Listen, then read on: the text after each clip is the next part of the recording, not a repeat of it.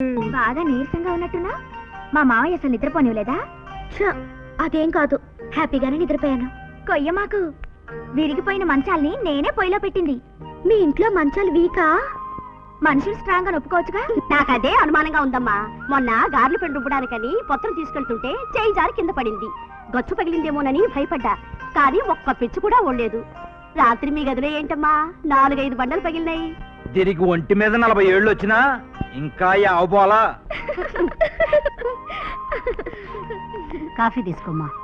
Coffee కాదమ్మా, కట్నం తీసుకురా. మనం ఇస్తానన్న ఎదురు కట్నం మర్యాదగా ఇచ్చేస్తే మా అత్తగారి ముందు నా పరువు కాపాడిన దరబవుతాం. అలాగే బాబు. మేమేం మర్చిపోలేదు నాయనా నీ కట్నం సంగతి. అమ్మ సంతకాలు తప్ప ఆస్తి దస్తావేజులన్నీ సిద్ధంగా ఉన్నాయి. అమ్మాయిని ముందు కాఫీ తాగని. ఏంటి వంశీ ఇది? మా అమ్మ ఏదో వాగిందని నువ్వు దాన్ని పట్టుకుని వేళ్లాడుతున్నావు. అత్తయ్య ఎంత బాధపడిందో ఏంటో. అదేమిటో బాధపడుతుందని మీ అమ్మకిచ్చిన మాట తప్పమంటావా? ఇవిగో బాబు నగలు.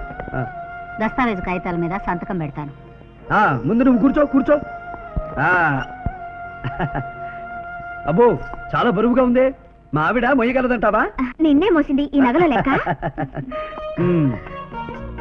ఏంటి వంశీ నువ్వు అసలే అత్తయ్యని ఇప్పుడు అడిగి బాధ పెట్టావని నేను ఫీల్ అవుతుంటే ఇవన్నీ తీసి నా మెళ్ళలో వేస్తావేంటి? ఇందులో నువ్వు ఫీల్ అవ్వాల్సింది ఏమీ లేదు. నీకు రావాల్సిన నగలు నువ్వు తీసుకుంటున్నావు. నాకు చాలా ఇబ్బందిగా ఉంది. ఇప్పుడు ఇవన్నీ పెట్టుకోవడం బాగోదు. పిచ్చిదానిలా మాట్లాడతావేంటి? నీ నగలు నువ్వు పెట్టుకోక నేను పెట్టుకుంటానా? చూసావా శారదా, మా ఆవిడ రంగు ముందు బంగారం కూడా కనబడటం లేదు. ఏమైనా నా పెళ్ళం అందగెత్తే కాబట్టి కదా వెంటపడి మరీ కట్టుకున్నా. కరెక్ట్ గా చెప్పావు. మరీ గంగిరెద్దు పెట్టినట్టు అన్ని ఇప్పుడే పెట్టాలా? ముక్కు పడకతో సహా అన్ని నీ ఒంటి మీద ఉండాలి. అలా ఎప్పుడన్నా నిన్న పెట్టారా? కరెక్ట్ గా చెప్పు శారదా. నగల వల్ల మా ఆవిడికి అందం వచ్చిందా? మా ఆవిడ వల్ల నగలకు అందం వచ్చిందా? ఇవ్వగో బాబు దస్తావేజులు. థ్యాంక్స్ అమ్మా. తీసుకో తీసుకో రా. మనకి రావాల్సిన ఎదురు కట్నం తాలూకు మొత్తం ముట్టింది కాబట్టి హ్యాపీగా వెళ్ళి మీ అమ్మకి చూపించు.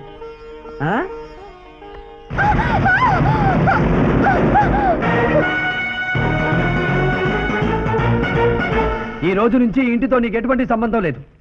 నువ్వు నా భార్యవి కాదు, నేను నీ మొగుడిని కాను. ఎందుకు ఏమిటి అన్న వివరాలు కావాలంటే నీ అమ్మని, అదే మందడం జమీందారు వంశానికి చెందిన శకుంతలా దేవిని పంపించు, చెప్పి పంపిస్తా.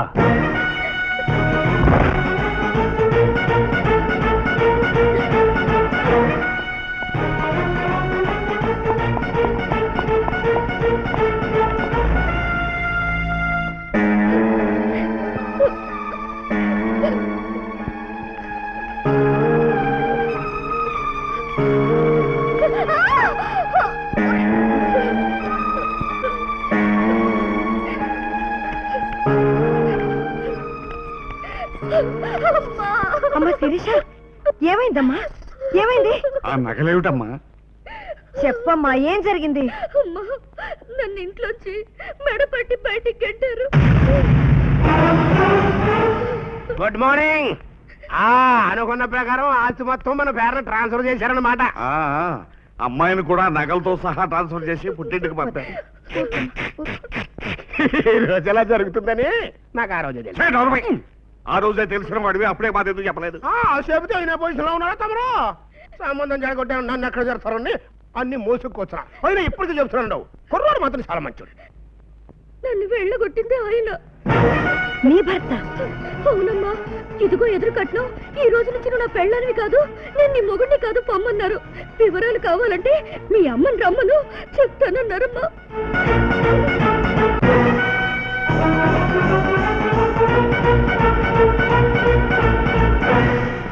ఏమిట్రా, మా అమ్మాయిని ఇంట్లోంచి కట్టేసావట? వివరాలు అడిగితే మీ అమ్మని రమ్మను చెబుతానన్నావట. దాని అమ్మనే వచ్చాను, ఏమిటో చెప్పు. దాని అమ్మతో పాటు దాని అమ్మ అన్న కూడా వచ్చాడు. చెప్పు, ఏం చెప్తావో.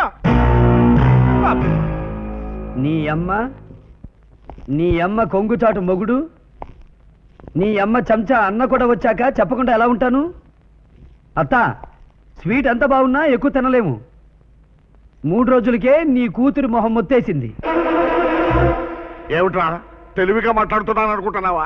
ఇందులో తెలివిగా మాట్లాడడానికి ఏముంది మామ? Very clear. ఎదురు కట్నం తీసుకుని జిల్లా స్థాయిలో పేరు తెచ్చుకోవాలని మీ ఆవిడ చూసింది. ఎదురు కట్నం తీసుకునే అంత గొప్పింటి అమ్మాయి పక్కలో పడుకోవాలని నేను ఆశపడ్డాను. అందుకే నా ఆస్తి మొత్తం టిప్పుగా ఇచ్చి నీ కూతురి పక్కలో పడుకున్నాను. టిప్పుగా ఇచ్చి నా పక్కన పడుకోవడానికి నేను వ్యభిచారనుకున్నావా? చూడు శిరీష, ఈ సీన్లో మన ఇద్దరి మధ్య డైలాగే లేదు. అంతా మీ అమ్మకి నాకే. అనకూడదు కానత్త. పాలకోవా లాంటి నీ కూతురు పెదాల ముందు నా పొలాలంతా అనుకున్నాను. నెగనెగలాడే దీని బొంటి ముందు అసలు దీన్ని నవ్వే చాలు నగలెందుకు అనుకున్నాను. ఏ మాటగా మాట చెప్పుకోవాలి. మంచం మీద ఉన్నప్పుడు నీ కూతురు అబ్బో ఎంత హుషారు, ఎంత హుషారు. నేను పంచకళ్యాణి గుర్రం దొల్లప్పుడు కూడా అలాంటి ఫీలింగ్స్ రాలేదత్త. ఏం కూతుర్ని కన్నావత్త? ఆ షేపు, ఆ ఊపు, ఆ చూపు అంతా నీ పొలికే. ఇప్పుడు అర్థమైంది మావయ్య నీకెందుకు ఎదురు చెప్పడం. నువ్వు ఊరుకోత. ఎందుకలా కోర్టులో బండ్రోతులో 3 సార్లు అరుస్తావు? శాంతం చెప్పని. ఏమిటా నువ్వు చెప్పేది? నా కూతురు నేర్పించిన నువ్వు ఊరికే వదలను. ఊరికే ఎక్కడ వదిలేవే? సుబ్బిశెట్టి దగ్గర చింతామణి తోచినట్టు మా ఇల్లంతా తోచారు. 250 ఎకరాల మాగాణి నొక్కారు. 7 వారాల నగలు తొక్కారు. ఏంటి చెల్లమ్మా, ఇంకా నీకు అర్థం కాలేదా? ఏడెనకాల ఏదో బ్యాక్గ్రౌండ్ ఉంది, అందుకే ఇంత పెద్ద పెద్ద ప్లాన్ చేస్తున్నాడు. ఇంకేడుతో డైలాగ్ రానవసరం. ఎలా మొదలే రేయ్, నా చెల్లమ్మ ఫ్యామిలీ కోసం ఎన్నో త్యాగాలు చేసిన బాడీలో ఇది. ఈసారి నీ కోసం, నీ ఫ్యామిలీ నాశనం కోసం ఇంకా పెద్ద ప్లాన్ చేస్తా. ఎలా మొదలే రండి.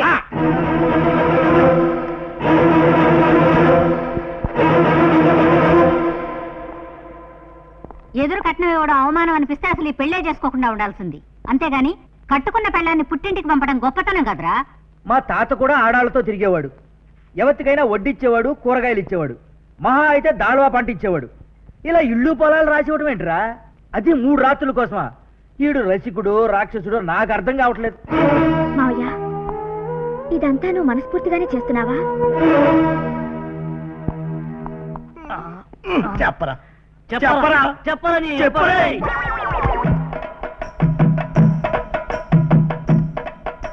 రేయ్, నువ్వు రేప్ చేసినందుకు నాకు ఎలాంటి ఫీలింగ్ లేదురా. కానీ ఎవరిని రేప్ చేసావో చెప్పరా, టెన్షన్ తో చచ్చిపోతున్నాను. చేసింది నిజమే, కానీ ఎవరిని చేసింది చీకట్లో చేశాను కాబట్టి చెప్పటం కష్టం. చెప్పాలంటే ఒక్కటే మార్గం. ఏమిటి? పరీక్ష. పరీక్ష? వాళ్ళ పరీక్షలు ఎప్పుడో అయిపోయినాయి. పుస్తకాలు ఇప్పుడు ఎక్కడ దొరుకుతాయిరా? పిచ్చి మామ, పరీక్ష అంటే పుస్తకాల పరీక్ష కాదు, శీల పరీక్ష. శీల పరీక్ష? Yes. ఓ చెమ్మ నీళ్లు, ఓ గులాబీ పువ్వు తీసురా. 5 నిమిషాలు చెప్పేస్తా. Okay. Only 5 minutes.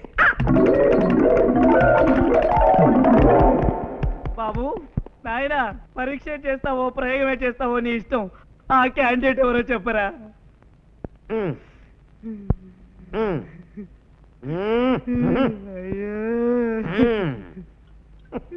ఇది కూడా Out.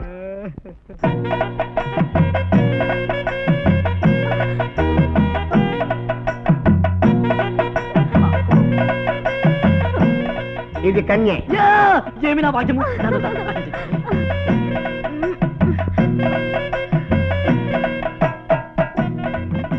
ఇది కన్యే. డౌటే లేదు. ఈవిడ కూడా చూసారా నా పాతివ్రత్యం? పాతివ్రత్యం? నువ్వు కూడా కన్యవైతే వీళ్ళిద్దరు ఎలా పుట్టారతా? ఈ డౌట్ నాకెందుకు రాలేదు చెప్పా. రేయ్, ప్రశ్న జవాబులు లేని పరీక్షలు పెట్టిన చంపకరా. రే, ఆ రోజు ఎవరితో ఏమేం గుసగుసలాడావో నాతో చెప్పరా, లేకపోతే తోలు స్తంభాలాంటి నీ కాళ్ళకు నా తల బాదుకుని చచ్చిపోతా. ఆగు. నా భార్య నాతో పంపిస్తే చెప్తా. ఈ బట్టతలాన్ని నేను చస్తే ఒప్పుకోను. అలా అనకమ్మా. మన నరసింహారావు బట్టతాలు కాదా, ఆయన గొప్పవాడు కాలేదా? మన గౌడి గారిది బట్టతాలు కాదా, ఆయన గొప్పవాడు కాలేదా? నారా చంద్రబాబు గారిది ఫుల్ హెయిర్, ఆయన ముఖ్యమంత్రి కాలేదా? నందమూరి హరికృష్ణ గారిది కర్లింగ్ హెయిర్, ఆయన తెలుగు యువత అధ్యక్షుడు కాలేదా? నా కథలు చెప్పకండి. అది కాదమ్మా.